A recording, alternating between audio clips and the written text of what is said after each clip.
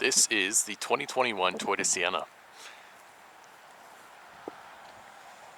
Completely new redesign for this year, and they switched it to an entirely hybrid platform.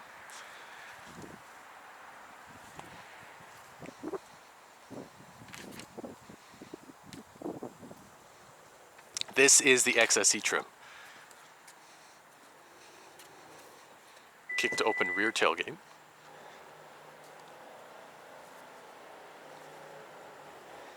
This is the amount of room with the third row up.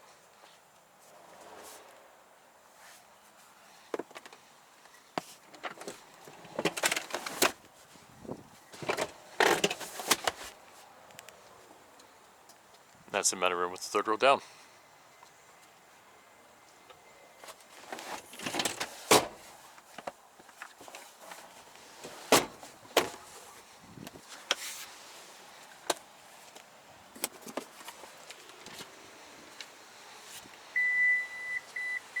You can do the same to close the vehicle.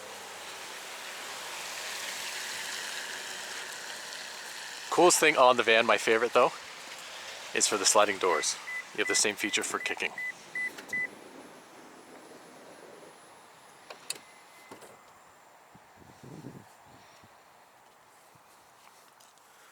Nice grab handles for getting inside. I appreciate that it's not only at the top, but for younger children as well, it's even at the bottom there. It's a rubberized texture. But stepping around to the other side, you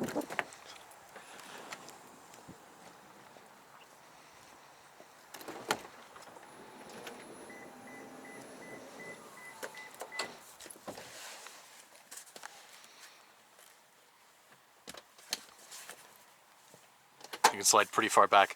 Being 6 feet tall, I'm able to stretch out my legs almost to the full length. This would be the ultimate highway cruiser.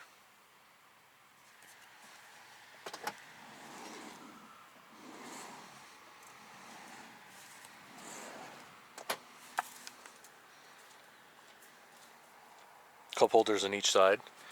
There is one on each door.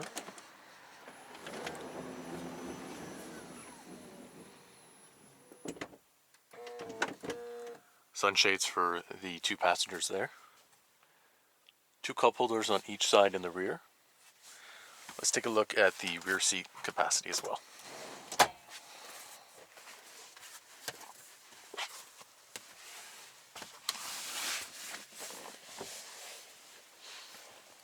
So you can see there's plenty of room in that row there.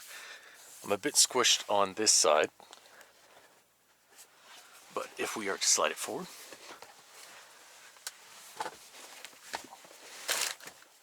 realistically, I'd be comfortable right here.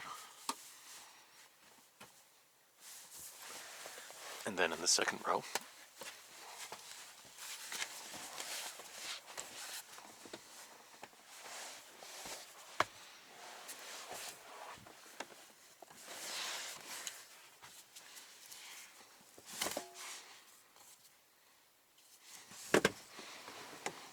wow, that can recline a lot actually.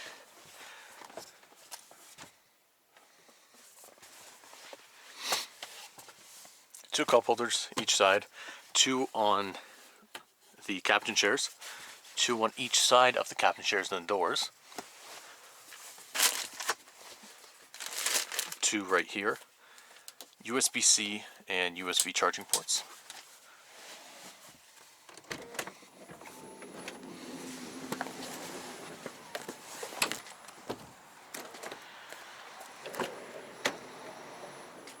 Power adjustable seating. Two more cup holders right there, two more, and another two right there. Pressing this button opens up a large compartment where you have a USB, USB-C, and lots of extra storage. What I like about the Sienna, and they brought this over from the Highlander of the previous generation. A lot of people appreciated the flat dash area here. You're able to set your phone there. They brought that over to the new RAV4, and now they're bringing it over to the Sienna.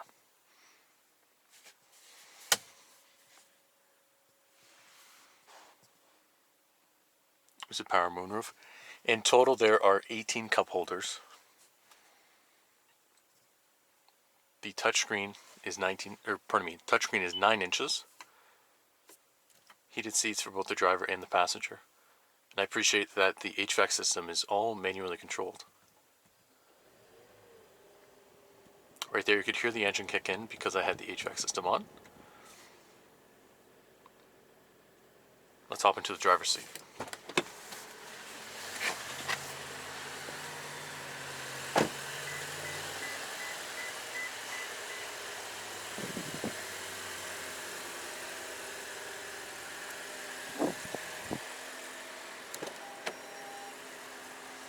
Eight-way power adjustable seating, automatic headlights, a heated steering wheel,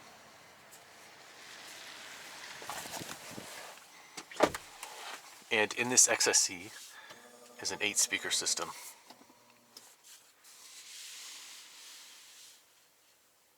Leather wrap steering wheel, a leather wrap shift knob here, different drive modes as well. So you can keep it in sport, normal, or eco mode. What this will do is it'll adjust your throttle mapping and how quickly you can actually accelerate. Electronic parking brake and a brake hold function, which I will demonstrate on the drive. There's also an EV mode, which I haven't in at the moment. So anytime it has the opportunity to be in EV mode, it will stay there, which helps with fuel economy. On the left side there, you have your charge meter.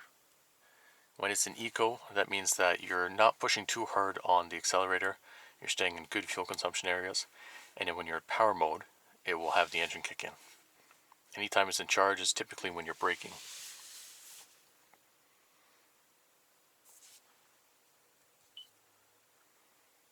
This is a customizable home menu. The navigation looks good on the 9-inch screen. Menu system where you can project your Apple CarPlay or your Android Auto. Climate control systems if you'd like. You can control with the touchscreen, but I still appreciate having the manual adjustments there. We'll turn that off. On the steering wheel, adaptive cruise control with 3 different settings as far as length goes, and then lane departure warning with lane keep assist. You'll see this on the drive. The bars here will light up when it does detect a line. Those are hollow at the moment. Those will fill with a solid line, and then it'll actually steer the car for you. Really easy to use cruise control as well. Simply press that button and you click set or reset. This is where you can adjust your music settings, and also depending on your mode, whether you want to switch from FM to AM or maybe even to Sirius XM radio. This is your volume toggle, and then this is your voice selection. So with this you can simply say, before you start, tune to 97.5. 97.5 FM. And it will simply tune to whichever radio station you'd like.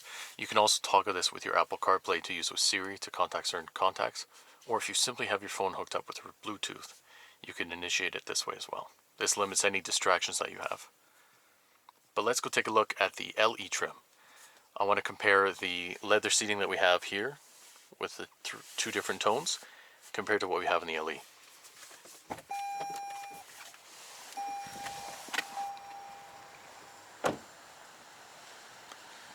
So this is the 2021 LE. You still get a power sliding doors. Unfortunately, no power tailgate and none of the funky kick to open or close. But what I want to show you is this dual.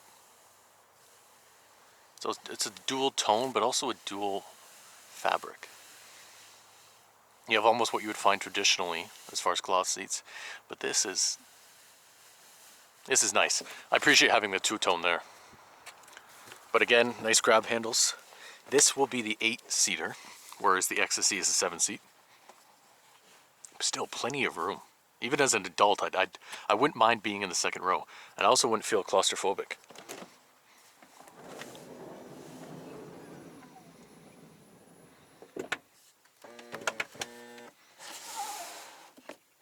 You still get the nice sunshades.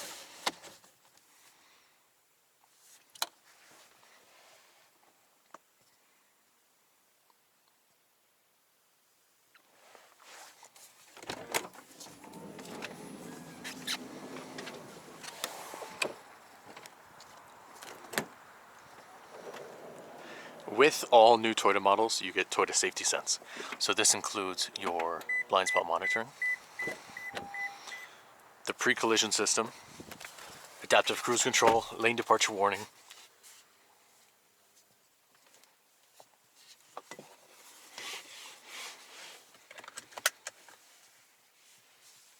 the overall aesthetic in the LE, I prefer it over the XSE because you have this lighter color here. Now you have to decide if it's worth it if you are buying this vehicle with kids in mind as well. But I like that with the brown trim here. It just gives a more airy and an inviting feel. But let's take this for a drive. Right now it's in EV mode, which can be toggled on or off there. Now we also have a brake hold function and an electronic parking brake. As soon as you put the vehicle into park, that will reinitiate, and then when you put the vehicle into drive, it will turn off. Brake hold function here. What you can do with this system is, let's say you pull up to a traffic light, or even you're waiting for a train, which would actually be very good with the hybrid system because you don't actually have to turn off the car. You simply take your foot off the brake, and the vehicle won't move again until you press the accelerator.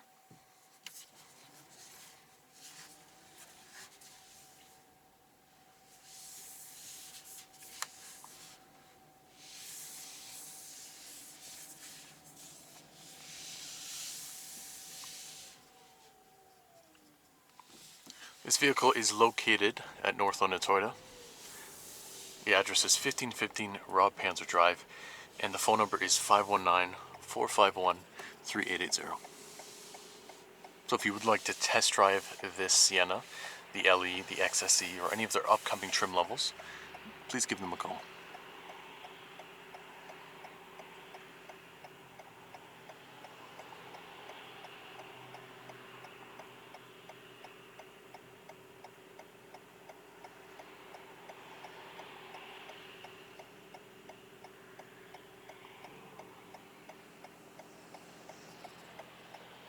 So right now I can simply take my foot off the brake.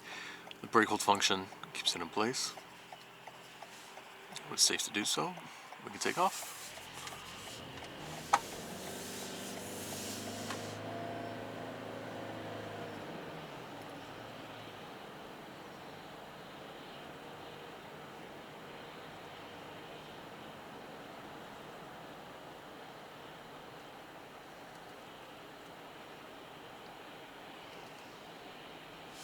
Let's test out the adaptive cruise control. So I'll set it to the second closest setting, and then also turn on lane departure warning. So right now you can see it's showing 2 bars compared to me in the vehicle in front. Cruise control is currently set to 51. The speed limit on this road is 60. And then the lane departure, you can see it detects the 2 lanes, and then a car just showed up there. So it did detect the vehicle in front of us.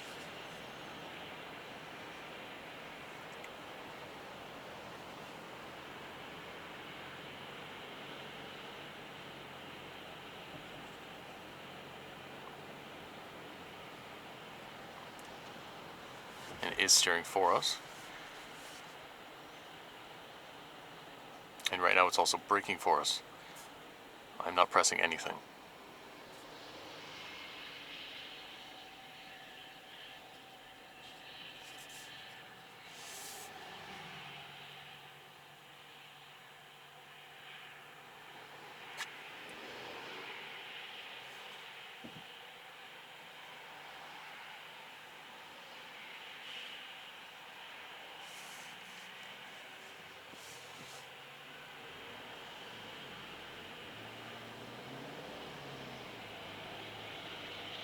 Now it's once again set to 65. It is going to take over and keep a safe distance with the vehicle in front of us.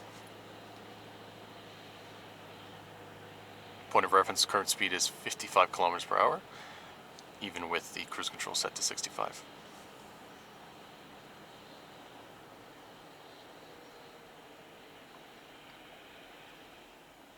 Right now there's a red light with the crosswalk, and it's going to stop for us behind the bus safely. And I have not put my foot on the brake pedal.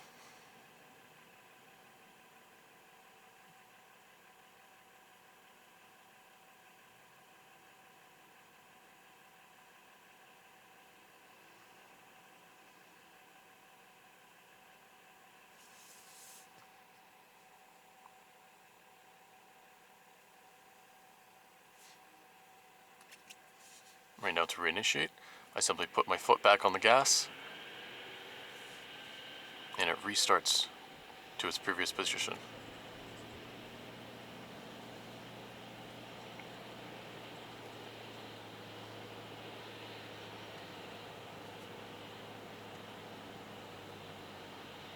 Right there, once again detecting the lanes. This will be a good test with the turns coming up. It's telling me to hold the steering wheel. Right now with wet conditions, it's sometimes difficult for it to actually detect the lanes on each side.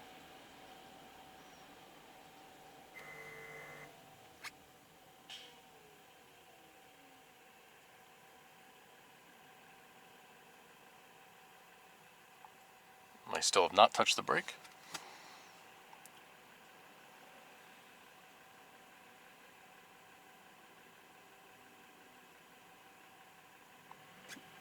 And the vehicle is in EV mode.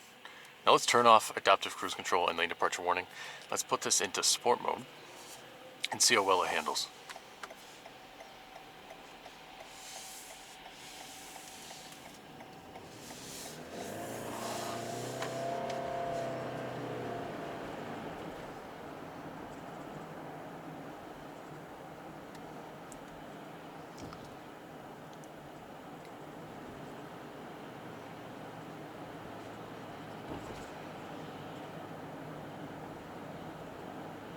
So with the hybrid, we'll call it a tachometer here, if I put my foot into the accelerator, you can see it uses more power. If I lightly accelerate, it'll keep in an eco mode. It's almost like a little game you can play on a road trip.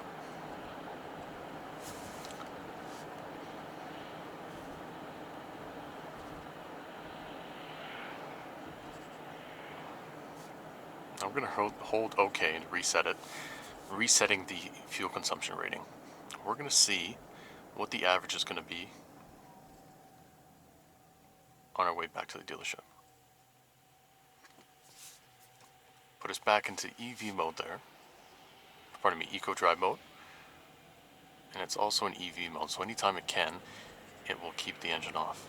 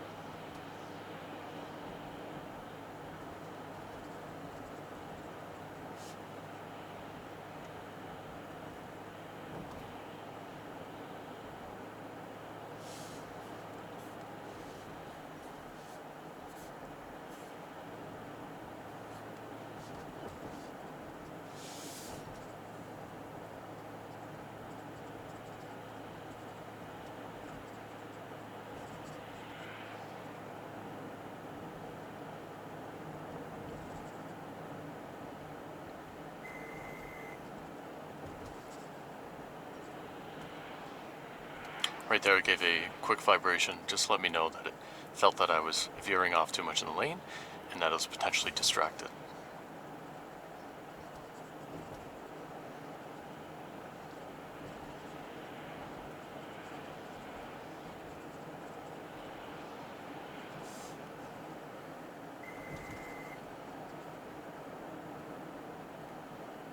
Now you can toggle the system on or off depending on your comfort level with it.